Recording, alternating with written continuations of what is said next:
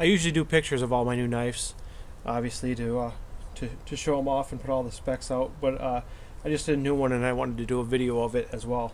And in order to give you the most information, kind of had to cover how it got designed.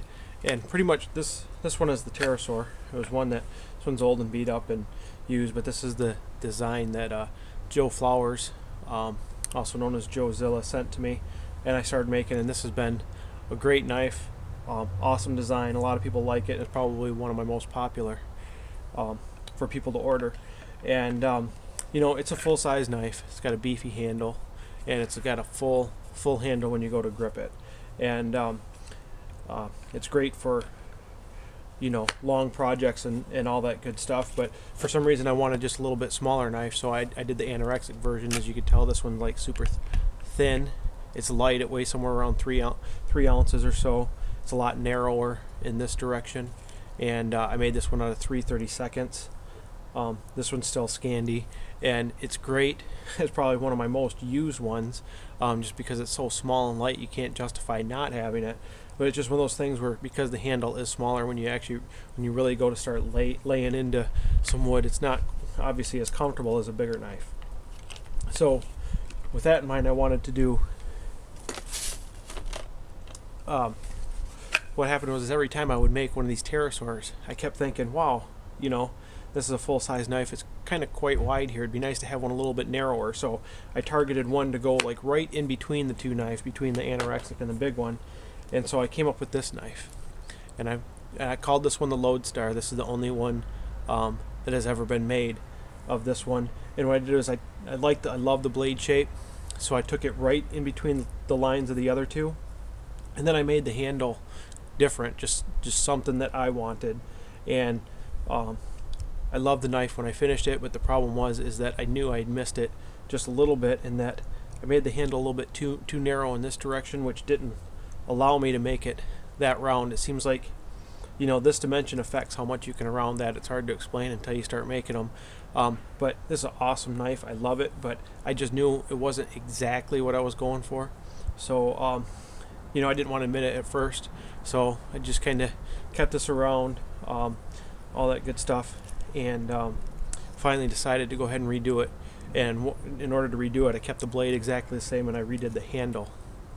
Now you can tell, the funny thing is I just did this one. Handle's the same wood. This stuff just darkens with age, and this one's only about a month and a half old, and this one just hasn't got there yet. But this is the new version, so I'm not gonna probably offer that one still. This is the revamped version, and you can tell the blade shape's the same.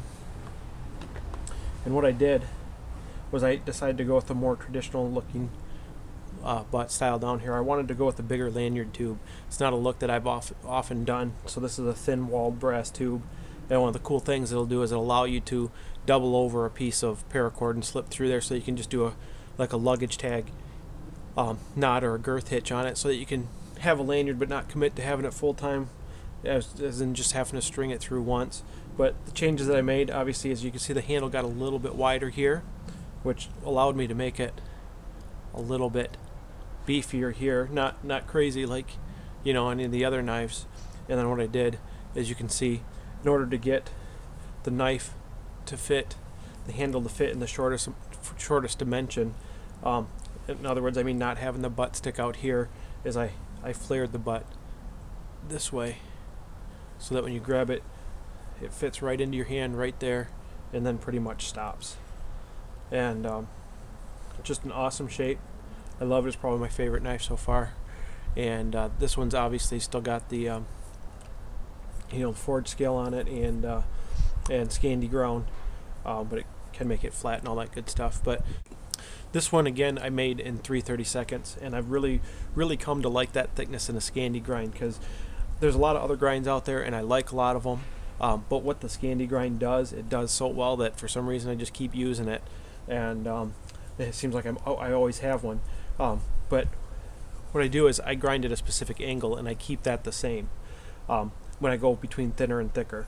So if I have a thicker stock as this one, which is an 1/8 inch, you can see how that grind goes up higher on the blade.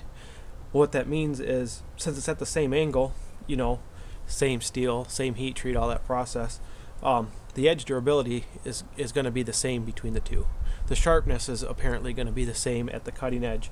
The real difference is when I go to cut through something that doesn't move, you know, if you're talking about something stiff like a block of cheese or an apple or even wood, once it gets to this point on this thinner knife, then the knife wants to slide through it because there's no more steel there to get in the way. On the wider grind, and this is only an 1/8 inch, you go to 5/32 and it gets even worse. Where the grind comes up in even higher is once I reach this point where this knife is ready to glide through, this one's still pushing against bevel. I think most people have experienced a Scandi grind and know that you know, that's kind of has its advantages. That's its biggest disadvantage, is the grind comes to full thickness over a short distance. Well, this one kind of minimizes that, in that you know, it exits the steel quicker because it's thinner, and you still get all the positive attributes of a Scandi, and you know, between the two, the thickness, what the real thickness is going to get me is, you know, if I wanted to pry with it or whatever, or, you know, this isn't an overly large knife where batoning's going to bend it too much because it's just not that big. So I find it more than thick enough. The other advantage that the thin one gives you is that when you go to lock this onto a stone and go to sharpen it like you do most of your Scandis, you've got less surface area to sharpen and touch up, so it goes quite a bit faster. So that is the Lodestar Revamped. Just wanted to show it off on video. I can't wait till it darkens up, and I really like this knife.